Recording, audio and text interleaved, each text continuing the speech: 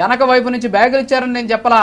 Progressive electoral trust రాజకీయ పార్టీలకు funds ఇచ్చేటటువంటి ట్రస్ట్ ద్వారా చెక్కు రూపంలో పలానా డేట్న 10 కోట్ల రూపాయలు వీళ్ళ అకౌంట్లోకి వచ్చింది అని చెప్పేసి అధికారికంగా ఇచ్చారని నేను కూడా చెప్పింది. దాని అర్థం నాకు అది తప్ప. ఒకవేళ అది రావడం తప్ప నిజమే మీరు చూపించారు, మీ ఉద్దేశం అదే నాకు తెలియదు సార్. అదే సార్ నాకు తెలీదు. మరి అంత ముందు టీసీఎస్ అద్భుతమైంది, ఇప్పుడు ఎందుకు మంచిదైపోయింది సార్? సార్ నాగార్జున గారు మాట్లాడండి. రాజుగారు మీరు ఇందాక చెప్పిందేమో చిన్నపరెడ్డి గారు చాలా డిస్టర్బ్ అయిపోయింది. రిపోర్ట్ చూపిస్తామన్నారు, డాక్యుమెంట్ చూపిస్తామన్నారు, దానికి సంబంధించిన సాక్ష్యం చూపిస్తామన్నారు.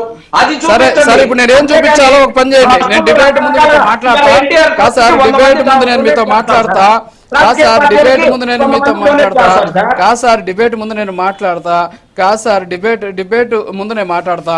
విశాఖపట్నంలో టాటా కన్సల్టెన్సీ సర్వీసెస్ కి 21.6 ఎకరాల భూమిని 99 ఏళ్ల లీజుకు ఎకరాకు కేవలం 99 పైసల చొప్పున కేటాయించడం పైన వైసీపీ తీవ్ర అభ్యంతరం వ్యక్తం చేస్తూ ఆందోళన చేపట్టింది.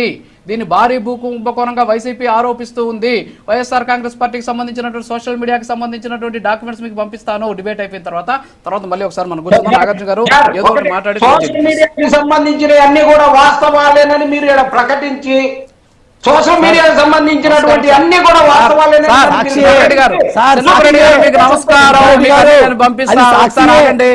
ఒకసారి ఆగండి, నమస్కారం, ఆగండి ప్లీజ్, ఆగండి ప్లీజ్, ప్లీజ్ ఆగండి. నాగార్జున గారు మీరు మాట్లాడండి. రాజు గారు, నాగార్జున గారు మీరు మాట్లాడే ముందు ప్రధానమంత్రి మోడీ గారిని ఉరి తీయాలన్న మాటకి మీరు చంద్రబాబు నాయుడు గారు అన్న మాటకి మీరు కట్టుబడి ఉన్నారా లేదా?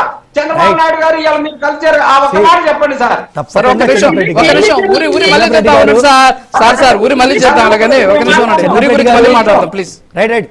చిన్నపరెడ్డి గారు తప్పకుండా అది నారా చంద్రబాబు నాయుడు గారు అన్నారు, మేము యాక్సెప్ట్ చేస్తాం. మరి మన జగన్ అన్న మరి రాహుల్ గాంధీ ప్రైమ్ మినిస్టర్ చేసుకున్నారు, అది మన నాన్నగారి ఆశయం, నా ఆశయం కూడా చెప్పి మన జగన్ అన్న కూడా చెప్పాడు. అది దాని గురించి ముందు స్పందించట్లే. కానీ ఇంకా పోతే